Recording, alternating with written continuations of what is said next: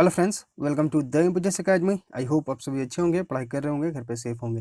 देखिए, आज के इस लेसन में हम लोग सोल्व करेंगे एमबी पब्लिकेशन के बुक से एसएससी सीजीएल टीयर 1 2018 के क्वेश्चंस को। ठीक, सेशन 2017 है, एग्जाम 2018 में कंडक्ट हुआ था, तो हम लोग एसएससी सीजीएल टीयर 1 2018 के क्वेश्चंस सोल्व कर रहे हैं एमबी पब्लिकेशन के बुक से। ये है सेट नंबर 33। ठीक, इसके प्रीवियस लेसन्स को अगर आप देखना चाहते हैं तो हमारा YouTube channel the MBS academy को विजिट करिए यूट्यूब पे, उसके प्लेलिस्ट सेक्शन में जाइए, वहाँ पे आपको मिलेगा MB book solution 2019, MB book solution 2018, MB book solution 2016। ठीक, 19 हो चुका है, 16 हो चुका है, 2018 के अभी क्वेश्चन हम लोग कर रहे हैं।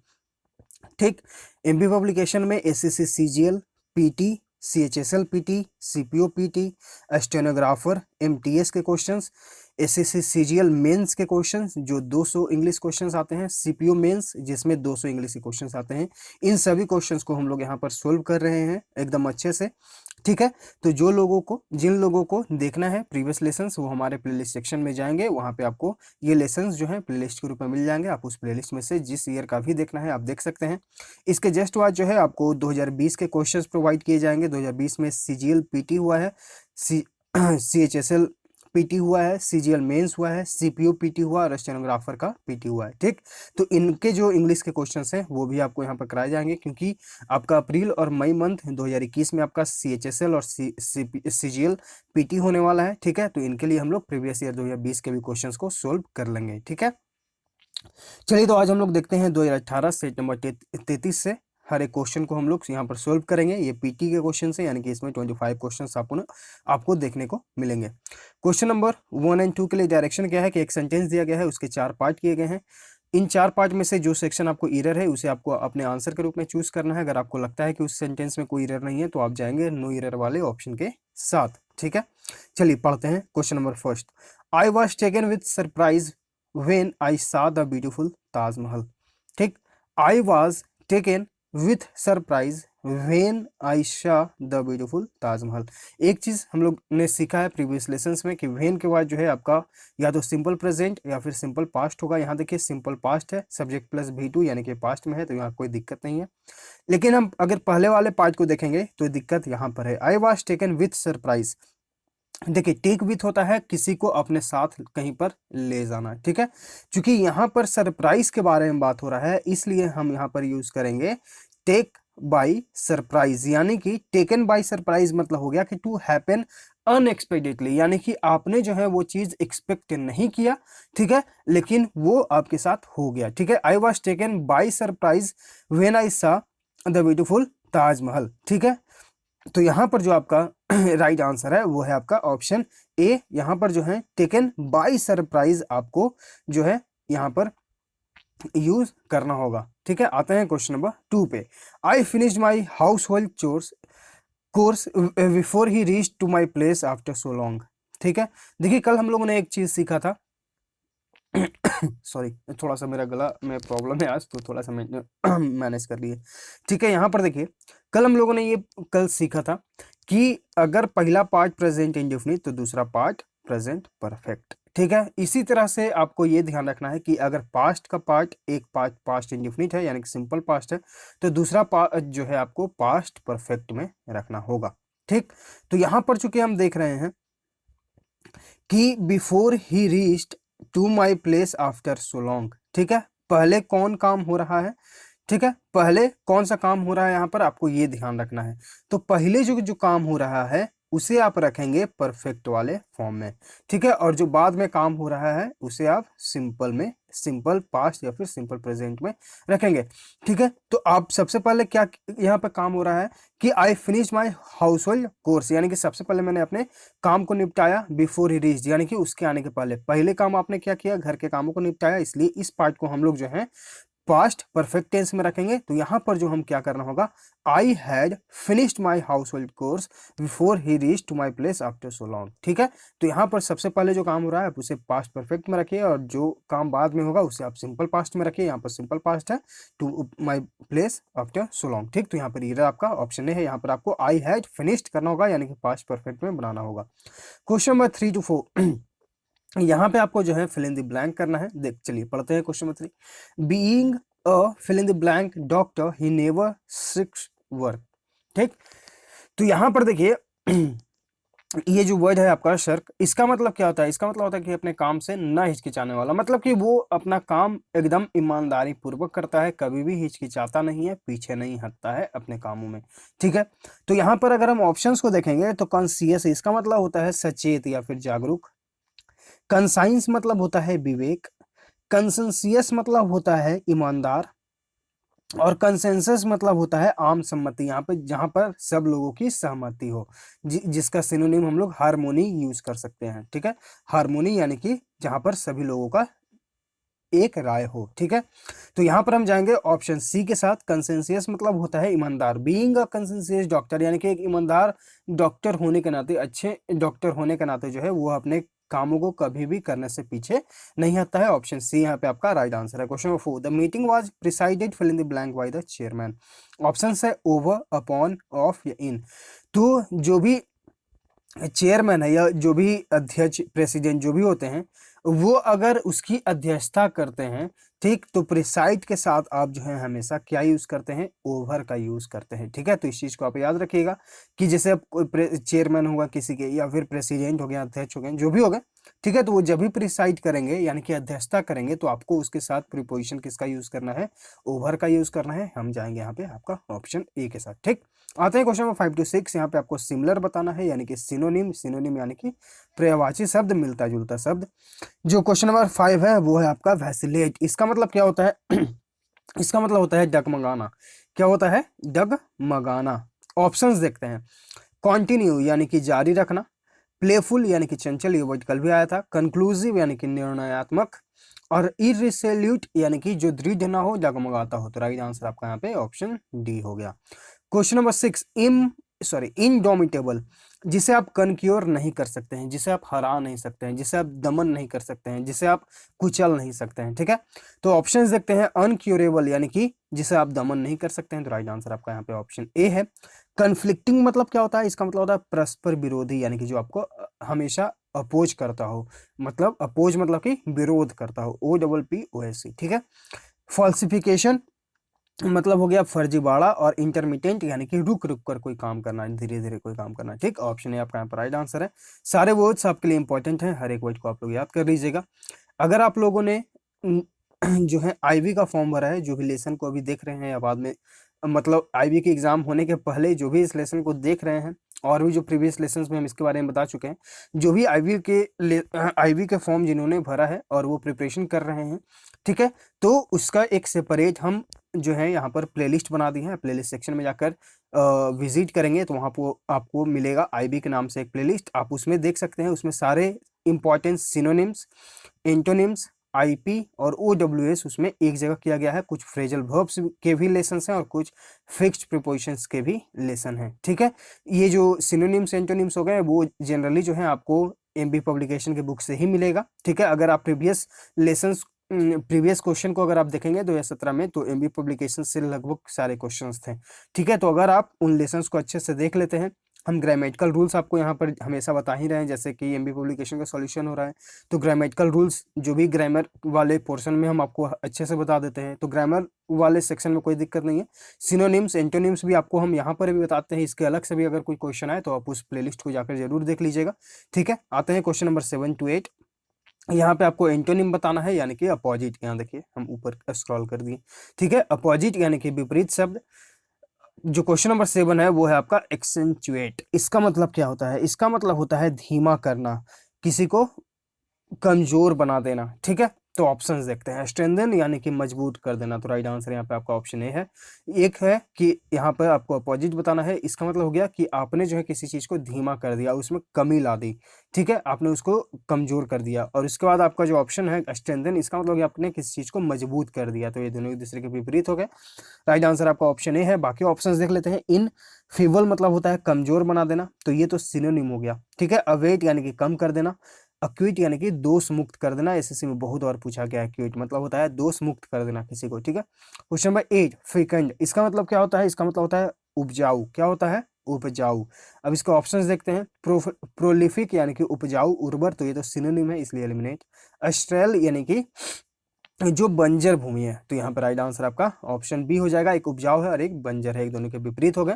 नेसेसिएट यानी कि आवश्यकता, जरूरत। टर्मोइल मतलब होता है उपद्रव, ठीक है, उपद्रव, खलबली, ठीक है। राइट आंसर आपका ऑप्शन बी। और अगर आप आईबी का प्रिपरेशन कर रहे हैं, ठीक है, तो इसके लिए जो है करेंट अफेयर्स भी आपको चाहिए। आईबी के एग्जाम्स में करेंट अफेयर्स का भी जो है वहाँ पर लगभग 15 से 20 क्वेश्चंस आएंगे। तो इसका पीडीएफ जो है हम टेलीग्राम चैनल पर शेयर कर रहे हैं। आज हम लोगों ने पार्ट 6 कवर किया है, ये पीडीएफ के फॉर्म में आपको मिल रहा है, ठीक है। अगर आप चाहें तो इसका हम वीडियो भी अपलोड कर सकते हैं। तो आप जरूर कमेंट करिएगा कि आपको वीडियो के फॉर्म में चाहिए या फिर पीडीएफ के फॉर्म में ही चाहिए। अगर आपको वीडियो चाहिए तो उसके साथ तो हम पीडीएफ आपको जो है टेलीग्राम चैनल पर शेयर ऐसे भी कर देते हैं, ठीक है। वीडियो में बस ये आपको फायदा होगा कि उसमें हम थोड़ा सा आपको एक्स्ट्रा जो भी स्टैटिक पोर्शन होगा हम आपको बस उसके बारे में ही बता सकते हैं, ठीक है। लेकिन जो करेंट है वो तो करेंट ही वही रहेगा।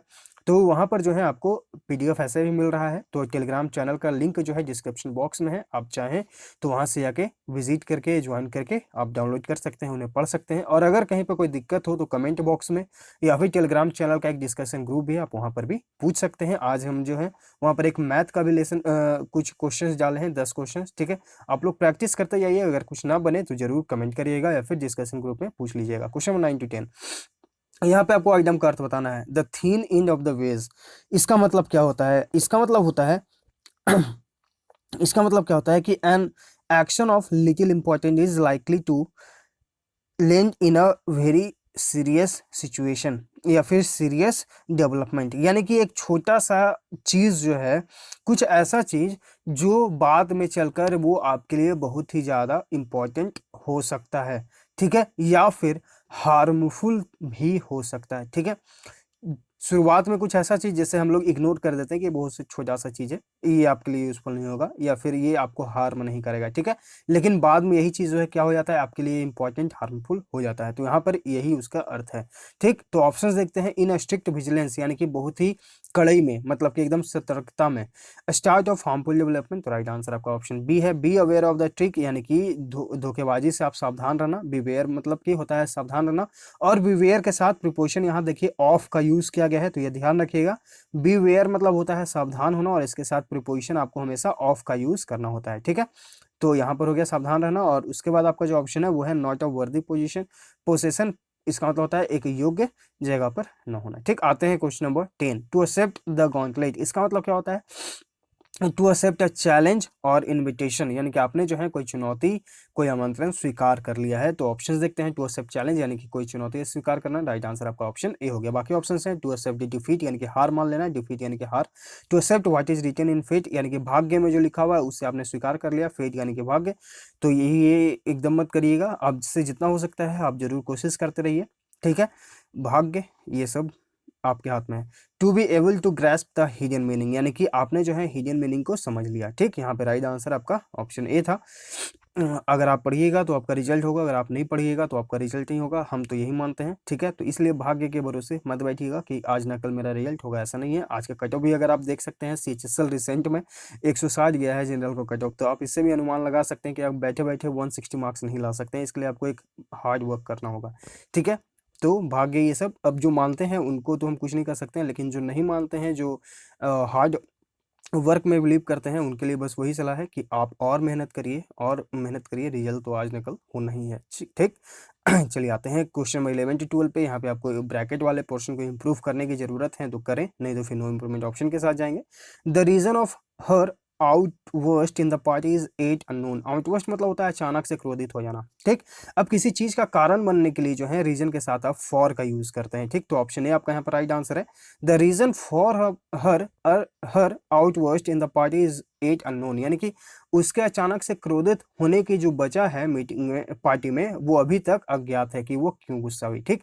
तो अगर किसी चीज का गुस्सा है, किसी चीज का कारण है, तो आप उसके साथ फॉर का यूज करिए। ऑप्शन है आपका यहाँ पर राइट आंसर है। Question number 12, I left my job because I did not agree to the company's appraisal policies.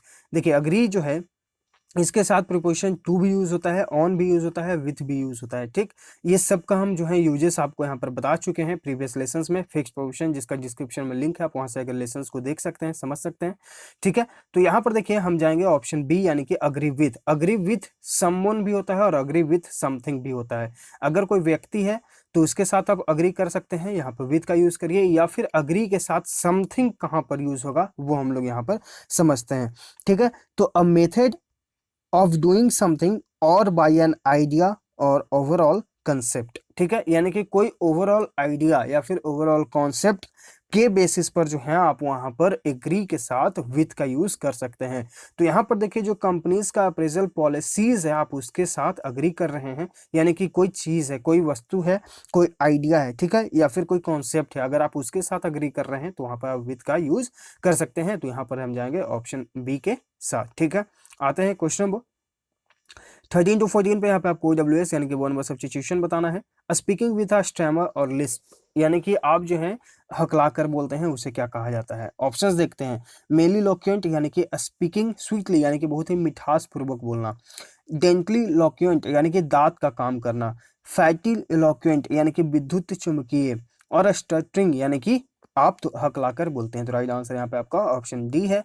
Question 14 excessive desire to work यानी काम करने की बहुत ही ज्यादा इच्छा, उसे बोला जाता है इर्गोमैनिया। बाकी ऑप्शंस हैं एडलोमेनिया यानी कि जो प्रतिमा का बहुत ही बड़ा मतलब मानता हो, प्रतिमा पूजा ये सब। स्लोमैनिया यानी कि फैसिनेशन ऑफ आइसलैंड यानी कि किसी को व्यक्ति को जो है आइसलैंड का बहुत ज्यादा शौक है, आइसलैंड। ठीक है, और जो आपका ऑप्शन डी है इथनोमैनिया, इसका मतलब क्या होता है? इथनोमैनिया मतलब क्या होता है? फेवरिंग एन एथनिक और रेशियल ग्रुप, यानी कि आप जो है किसी खास रेशियल या फिर एथनिक ग्रुप को बहुत ज्यादा सपोर्ट करते हैं। राइट आंसर यहाँ पे आपका ऑप्शन है। क्वेश्चन नंबर 15 to 16 यहाँ पे आपको इनकरेक्ट वर्ड को अपने आंसर के रूप में चूज करना है। ऑप्शन देखते हैं। ऑप्शन ए आपका है पर्टिनेसियस, इसका मतलब होता है दृढ़, ये आपका करेक्ट स्पेल्ड है। डिमार्केशन, इसका मतलब होता है सीमा निर्धारण का। सारे वर्ड्स आपके लिए इंपॉर्टेंट है, याद कर लीजिएगा, ये भी आपका करेक्ट स्पेल्ड है। टेम्परामेंट मतलब होता है स्वभाव, ये भी आपका करेक्ट स्पेल्ड है। राइट आंसर यहाँ पे आपका ऑप्शन डी है। सरप्टिटियस, कल भी हम लोगों ने ये वर्ड पढ़ा है। SURREPTITIOS, इसका मतलब होता है गुप्त तरीके से, छल तरीके से, मतलब कि आपने जो चुपचाप ये काम कर लिया गुप्त तरीके से।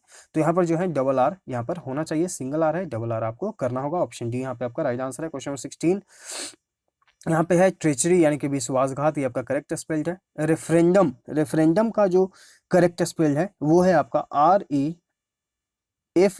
REFERENDUM, REFERENDUM, यानी कि एफ के बाद जो है ई मिसिंग है।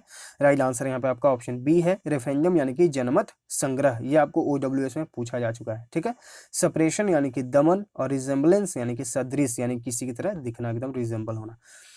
और रिजेंबल के साथ आपको कोई भी प्रीपोजिशन यूज नहीं करना होता है, ये आप ध्यान रखिएगा।